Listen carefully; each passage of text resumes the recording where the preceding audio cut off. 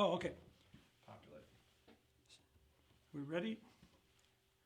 Hi, I'm Dave Shady. I'm the Director of the Division of Agriculture. We're doing our very first Facebook Live tonight, so bear with us as we work on our technology and our process, because we were going to go out and do a whole lot of public meetings. We had them scheduled in the Kenai and in Anchorage and up north.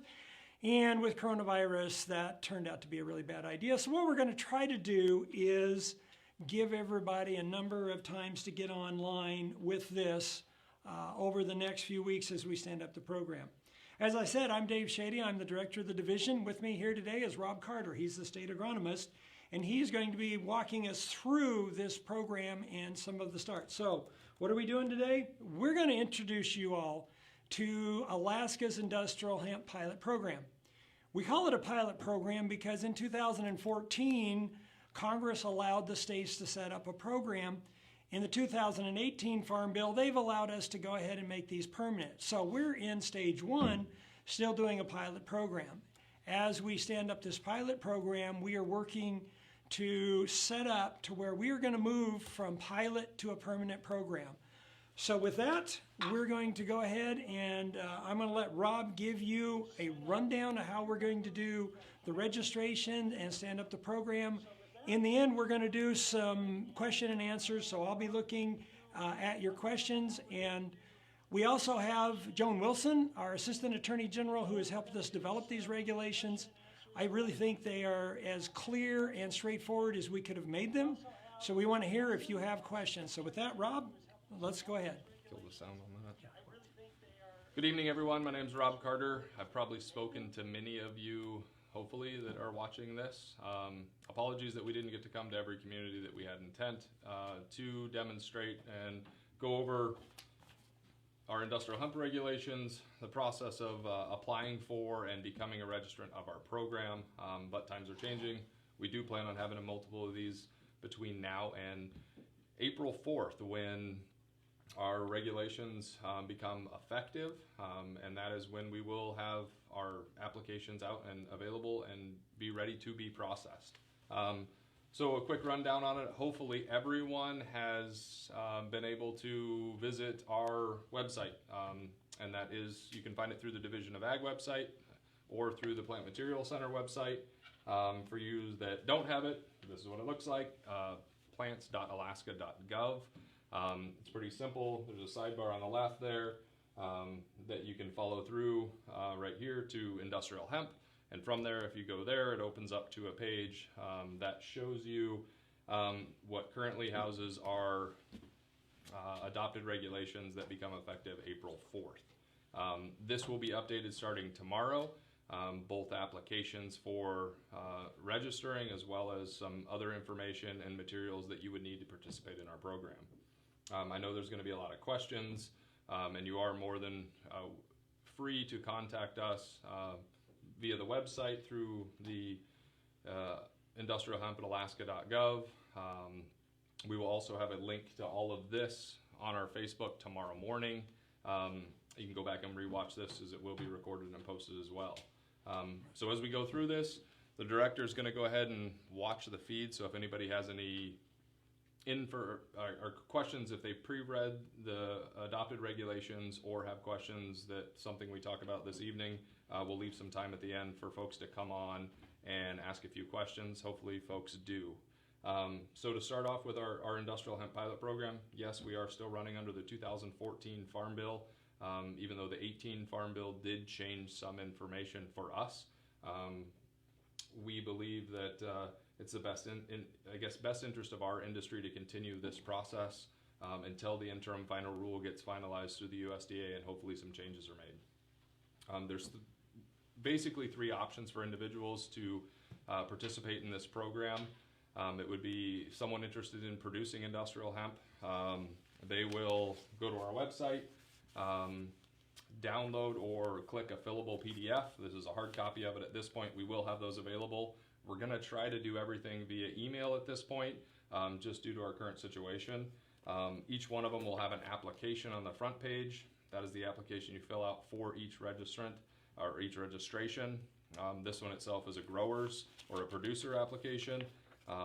All of the information that we're required by the Farm Bill, by our state law, and our regulations will need to be filled out by the interested party and then submitted back to the division with the associated fees.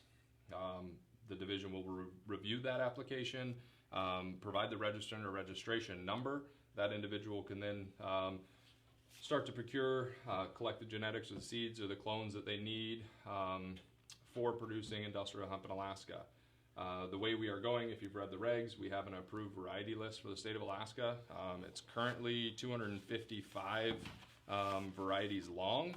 Of that, we have looked at all of the other states' programs over the last that have been in operation for the last 4 years, identified all the varieties or strains, as some folks in the industry call them, that are interested in being produced within programs. Other states have varieties of concern, ones that test above 0.3, a little higher than 0.3. They have ones that test over 1%, and that becomes a prohibited variety within their program.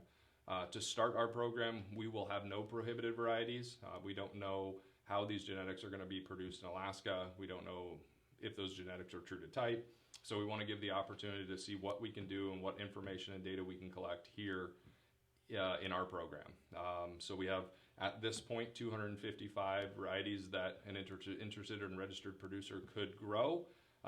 We will collect data for each year that it's produced, its THC concentrations, pre-harvest, and as we move forward, some of these varieties may become prohibited. Some will be watched as varieties of concern because for those that are familiar with industrial hemp is something that is deemed by a test. It is cannabis sativa, but it tests below or at 0.3% THC. So this list here of all 255 varieties will also be posted on the website, so you can start looking around looking for seed sources or acquiring these genetics.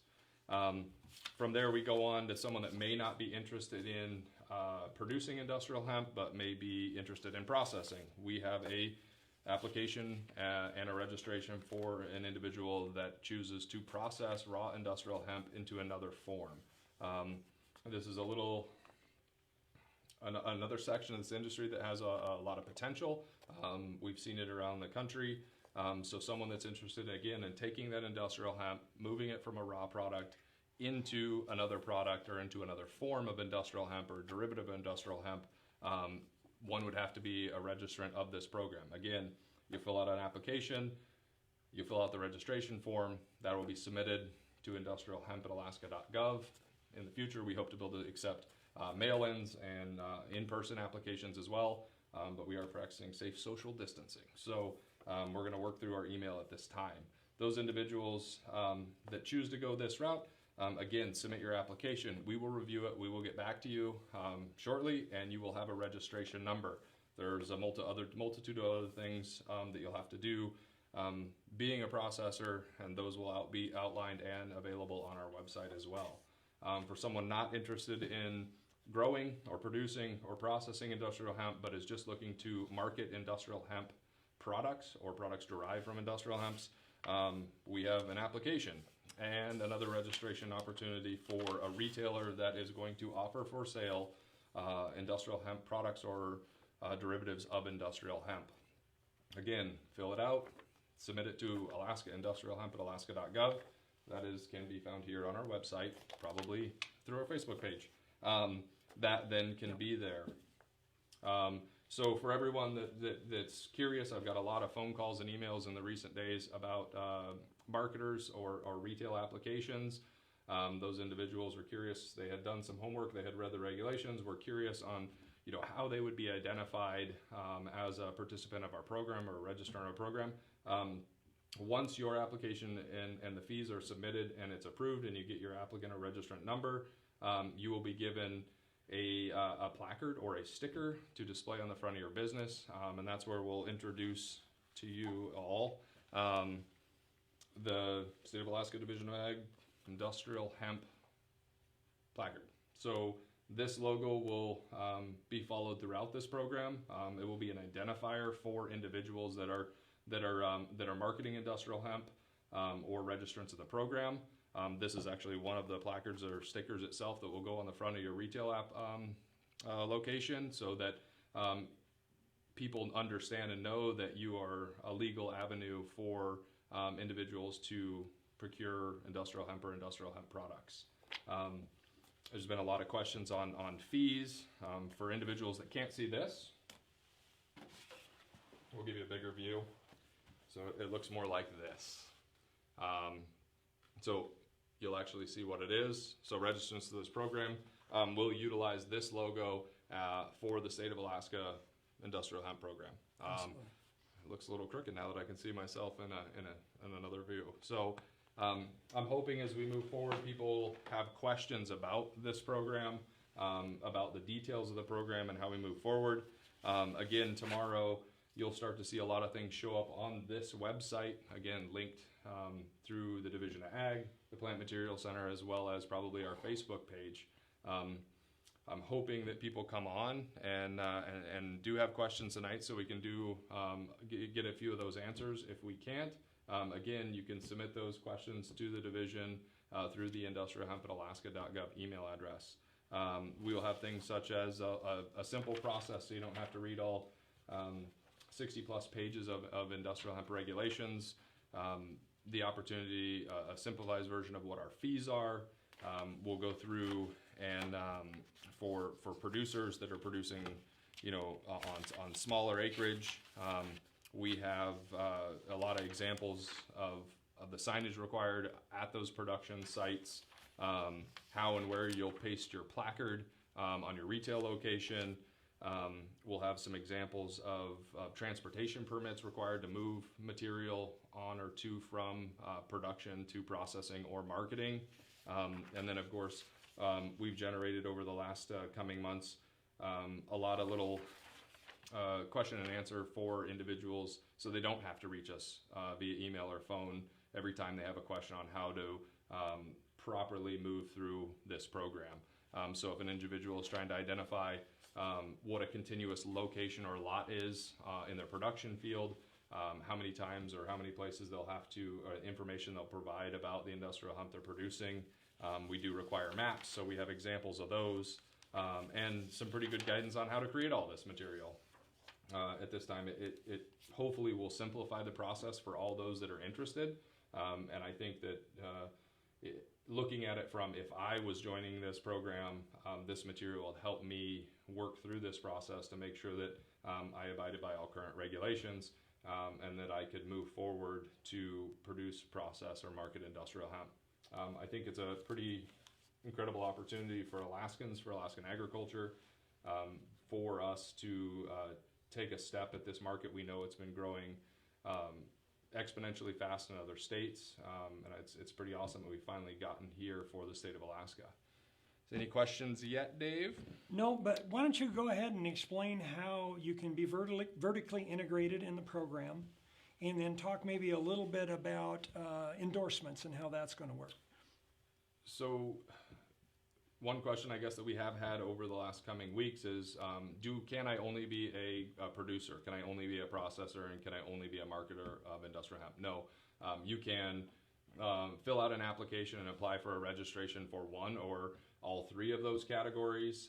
You may not even be someone that's marketing or producing it, but are marketing it.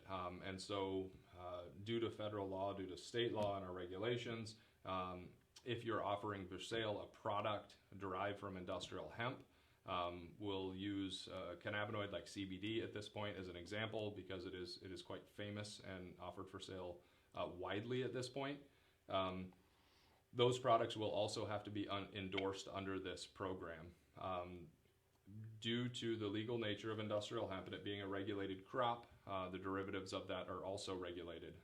So yes, we know that it is out there, we know that it is offered for sale, and over the coming months we will be working with retailers to get them registered on this program and make sure that the products are endorsed under this program, that they meet or exceed the tolerances set in this program, which are defined very specifically in our regulations, and we should have a cheat sheet available for that too as well on our website.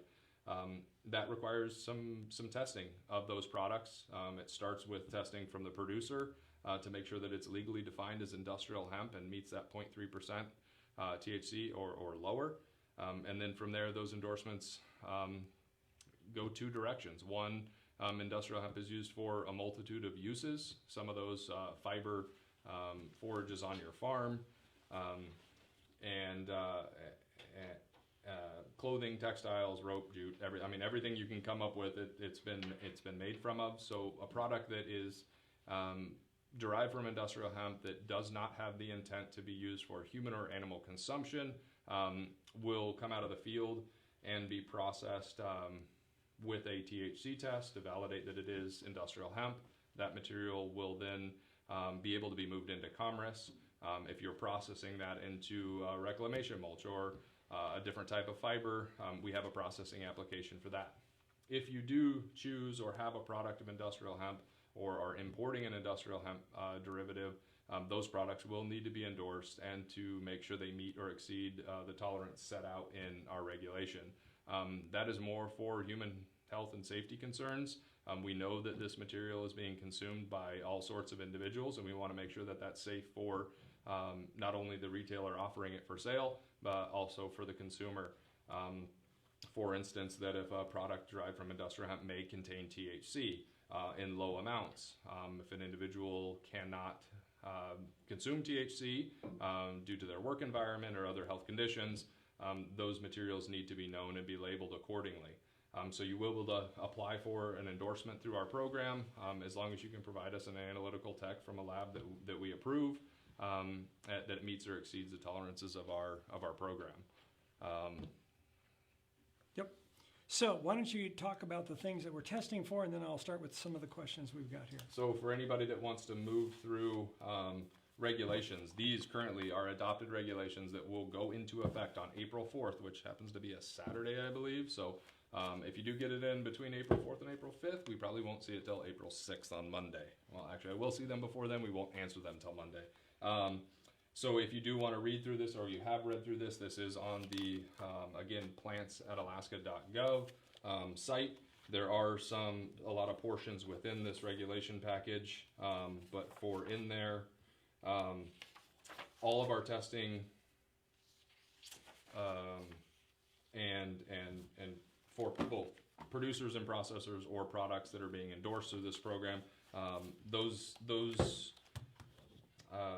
tests and test limits are in these regulations. Again, we will develop a much easier process for individuals. First and foremost, all material will have to be tested for THC to make sure it meets both the state and federal legal definition of that. There are some labeling requirements for those products, again, to make sure that an individual that may or may not be able to consume THC, if they do, it has to be labeled. And then, of course, we go through, and again, I should have tagged this out for you guys so that I could just reference a page. And I should have got that. There we go. Oh, wow. It's not my computer. So, again, I'm a plant person, not a tech person, so you're going to have to deal with me. So as we go through this, products that, and I'm trying to give you a citation is why I'm looking through this, but if you do or are interested, if you're a processor or a retailer and you're curious if you currently meet with the testing that you have in your products, you can go to our link, open up the PDF of the adopted regulations, and on page 47, under 11 AAC 4D.640 is our section where we define out and lay out products intended for human or animal consumption or absorption, I guess, in that subble, allows you to see the permissible levels. So we will be doing residual solvent testing on this material or requiring it before an endorsement. We will be doing some microbials, which is some fungi and some bacterial testing. And then again, continuing on with some alpha toxins, some pesticide testing, some heavy metal testing, and making sure, again, the intent of this to make sure that we're building an industry that are providing products safe for the consumer. And I think that's why it is the utmost important that all products shipped into the state, offered for sale in the state, meet or exceed these testing requirements, so that we set a good standard that Alaska can produce, offer for sale, the highest quality industrial hemp derived products in the world. Right. So Christy Short asks, is there a minimum or maximum acreages for growing? So yeah, why don't you talk about areas and indoor and outdoor acreages? No, there's actually not. We looked at that pretty extensively in drafting these regulations, we understand that there are large-scale farmers out there, there are small-scale farmers out there. Could be someone that has 1 acre or someone that has 1,000. And types of production, the methodology used, the equipment you have is going to set you in what you can or can't produce. We know that we've had interest in large-scale producers. We know we've had interest in small-scale producers. We do have some requirements for those small-scale. So an individual producing 1,000 acres, of course, goes through the application, the registration process. Where it comes in, and we feel it is important, is in the small-scale production. So an individual producing less than 1 acre does have some signage requirements that they need to post, and making sure that their maps are clear, but we will allow that. And again, people are curious, why wouldn't we want 1,000 acres versus 1 acre without the same signage requirement? This is to protect our producers. Industrial hemp is cannabis sativa. Can't be clear enough about this. And we do have a recreational cannabis industry in the state of Alaska that has its own regulatory section to it as well. And we want to make sure that the folks that do go by those smaller acreage understand, and it's posted at the entrances of those production sites for both our law enforcement and for the general public, so they understand that you are a registrant, your registrant number is available, our contact information is there, so that we can kind of make sure that individuals don't feel or it is effective use of our law enforcement time, that you are actually an applicant and you do have a registrant number, and you are approved to grow that industrial hemp in the acreage that you do have it. And again, we believe that someone producing 300 or 400 or 1,000 acres, pretty easily identified as industrial hemp. Someone producing something on a 1/4 acre, 200 plants or 300 plants on their homestead, may be more identified by the general public or law enforcement as recreational cannabis and not industrial hemp. The one thing you can't do, though, is grow it in your own private residence. That's one of the limitations without a special permit. Yeah, we don't allow that. So we do allow for indoor and outdoor production within this under our grower application. We know that is very important because generally cannabis plants are daylight sensitive, and so to initiate flowering, they do need a darkening period for some of those varieties, not all. So we want to make sure that people understand that we do not allow production in a primary place of residence. And again, that is to help be efficient for both law enforcement and protect our producers. We don't want to have a bunch of industrial hemp plants growing in an individual's house because you, your neighbor, or someone else may identify those as not being industrial hemp and could be another relative of this cannabis species. So to try to avoid that, to try to stay and keep this industry legitimate, we want to build those securities in, again, for us, for effective use of our time, for our law enforcement time, as well as protecting those producers that want to offer this stuff, produce this stuff, or market this material. So how long do you think it's going to be before we are able to kind of get this all back out and on the street? So that's one of the questions I've been asked by quite a few people is, what is our timeline? So just in general, how are we looking at that? I think that we've changed the discussion recently due to our current circumstances.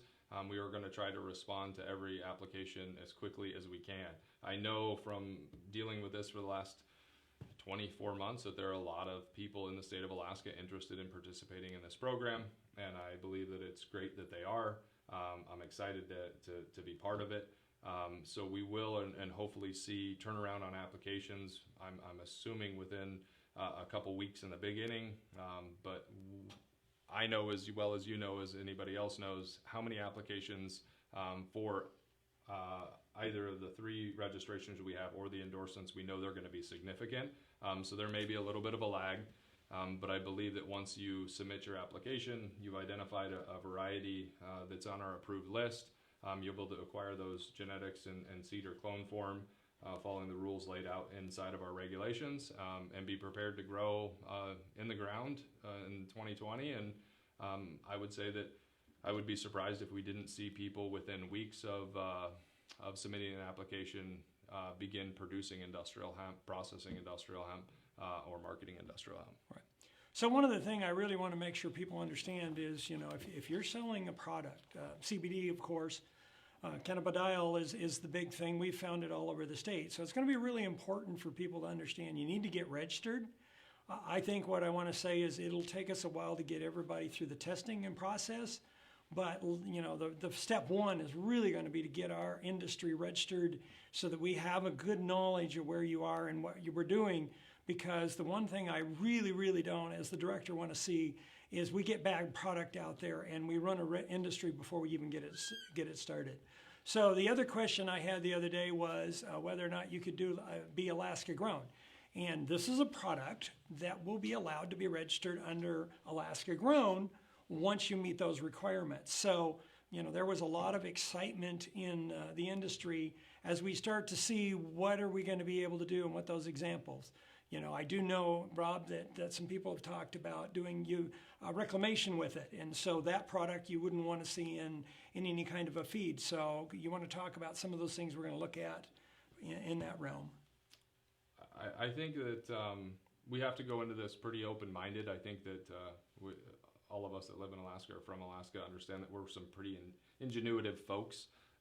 We know that there's thousands of products derived at this point from industrial hemp, and I think with technology that's changing weekly in this industry, you're going to see more products derived or made from industrial hemp. So I think we're going to see products from, again, biomass, phyto or bioremediation uses of cannabis, as well as all of the derivatives or extractants, specifically all those cannabinoids that are being out there used for wellness products. So I do think that you will see a lot of trial and error in the beginning. I think you'll see a lot of people producing and trying to find a market themselves, trying to get products from other states that have current pilot programs or are running under the 2018 Farm Bill as a state program, where we will eventually end up being ourselves. So I think that making sure that you're a registrant of the program, that you follow these applicable regulations, and we continue to make sure that we modify our program to meet or exceed the national or federal standards. There'll be plenty of opportunities for individuals to process things like mulch or fuel or oil or whatever they choose. Great. So we were going to try to keep this to about a half hour. So, can you just give everybody our website? The one thing I think we both really want is the people get on the website, give us your questions. We got staff that are going to start answering them. It's a lot easier if we can get people to ask the questions and we can get it out there in writing so that we don't answer phone call after phone call. Because right now we're kind of stressed with COVID and making sure that our food service industries are up and running. We're going to stand this up anyway, but the more the public can work with us through the internet and that, the better. We will get back to you. We'll do our best to respond. So would you give them that website and any last thoughts? Again, easiest way to find information, and again, more will be showing up tomorrow. It's plants.alaska.gov. There's an industrial hemp in the sidebar on the left-hand side. It will bring you to a copied version of our industrial hemp regulations, including a bunch of other options and opportunities for you to register. You will see applications available on our website, most likely within the next 24 hours. Yep. Again, these regulations do not become effective until April 4th. And with that being on a Saturday, we will start processing those applications on April 6th. So I'm assuming that a lot of individuals will see them, they will begin to fill them out, they will have questions, and they will apply. Please remember that April 4th is the legal start date for us, as for you as well. So get on there, take a look at stuff, and we want to make sure that understand that we will be processing those that first week of April, and then getting back to each individual applicant and registrant to make sure that, again, the applications are filled out. We are excited as much as I think the industry is. We know that it's going to be a significant amount of work for the division, for us in the state to make sure that we're abiding by those federal guidelines. But we want you to get out there. We want you to read the information. We want you to get your questions answered through another Facebook Live event that we'll probably hold here in the coming days, or through the email address after you've explored some of the materials that are going to be available. Again, plants.alaska.gov. Ask questions, and let's start this process as smooth and seamless as we can. But please get online, take a look at that material, read through that material, write out your questions, and have them available for the next event we have, because we believe that having town halls or these Facebook events now, that the way that we're going is that your question might be the same question as many others. You might not have a question that you didn't know about, and so an individual may ask that question and get it answered for you. So that's why we're here, and we want to make this as seamless as possible through it. So please go onto our website, take a look at the regulations are there. I know it's a bunch of legal information. Again, we're going to have some other information there that kind of helps you understand what we're going and where the information we need for you to become a registrant of this program. So thanks. We really appreciate you taking the time to watch this. We're going to be able to go live with it or recording. We'll look at our timing, and we'll put out a notice on our Facebook that we're going to do another version of this probably towards the end of the week, and then right after we roll it up. So when you give us those questions ahead of time, we can make sure we're prepped. And again, thank you so much for taking the time to watch. Appreciate it. Thank you. Have a Have a good good night. night.